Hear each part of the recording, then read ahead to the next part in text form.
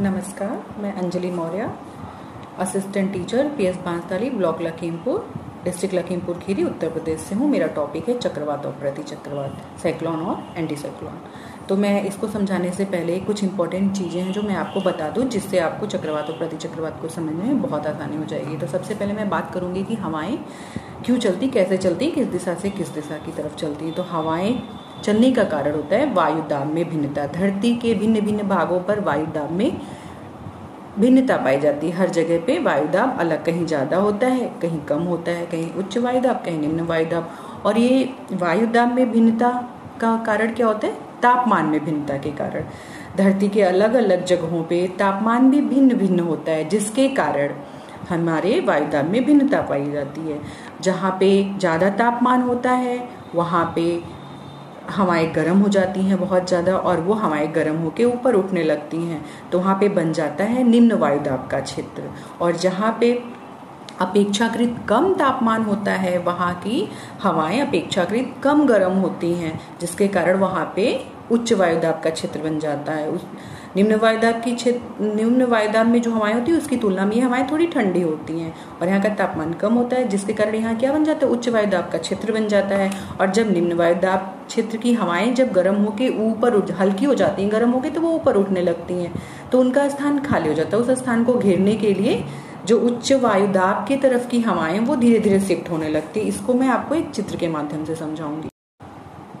ये देखिए, मैंने एक फिगर बनाया है। उच्च वायु दाब का क्षेत्र इधर बन रहा है, इधर निम्न वायु दाब का क्षेत्र बन रहा है। यहाँ पे तापमान इसकी तुलना में बहुत ज्यादा है, जिसके कारण यहाँ की हवाएं गर्म हो जाती हैं, और गर्म होके वो फैलने लगती हैं, ऊपर की तरफ उड़ने लगती हैं। हल्की हो जाती है इसलिए वो ऊपर की तरफ उड़ने लगती हैं, और यहाँ पे स्थान खाली हो जाता है। इस स्थान को भरने के लिए उच्च वायु दाब के तरफ की हवाएं इधर शिफ्ट होने लगती हैं, और यह प्रक्रिया चलती रहती है। इस तरह से हमने क्या देखा कि हवाएं उच्च वायु दाब से निम्न वायु दाब की तरफ चलती हैं।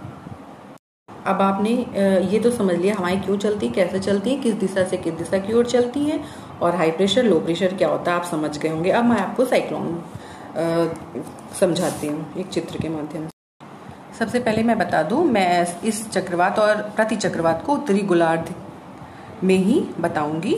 दक्षिणी गोलार्ध में ठीक इसका विपरीत होता है, तो आप उत्तरी गोलार्ध में चक्रवात को समझिए। देखिए, चक्रवात क्या होता है कि सेंटर में लो प्रेशर बनता है और चारों तरफ हाई प्रेशर बनता है। सेंटर में निम्न वायु दाब का क्षेत्र बनता है और चारों तरफ उच्च वायु दाब का क्षेत्र बनता है। आपको ये पता है कि जहाँ लो प्रेशर होता है वहाँ की हवाएं गर्म हो जाती हैं, गर्म होकर ऊपर उठने लगती हैं, और उनका स्थान खाली हो जाता है। उस स्थान को भरने के लिए जो उच्च वायु दाब की तरफ की जो हवाएं हैं वो इधर शिफ्ट होने लगती हैं धीरे धीरे। देख रहे हैं आप, शिफ्ट हो रही है ना, और ये थोड़ी सी हवाएं मुड़ जाती हैं। हवाओं के मुड़ने का कारण होता है ये पृथ्वी की घूर्णन गति के कारण होता है।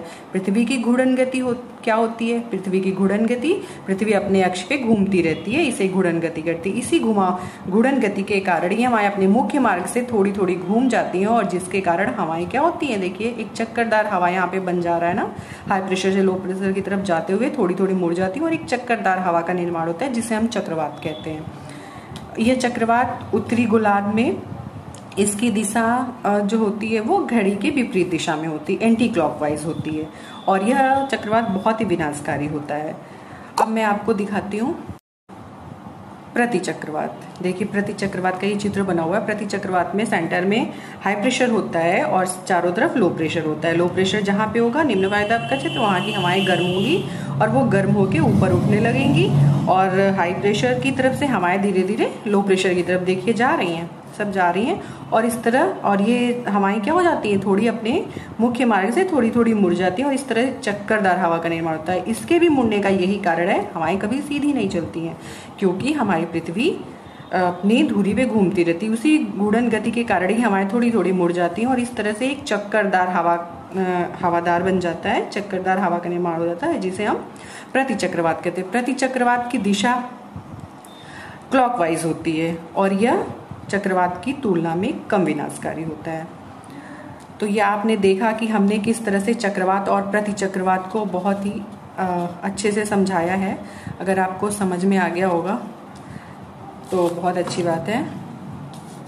Thank you.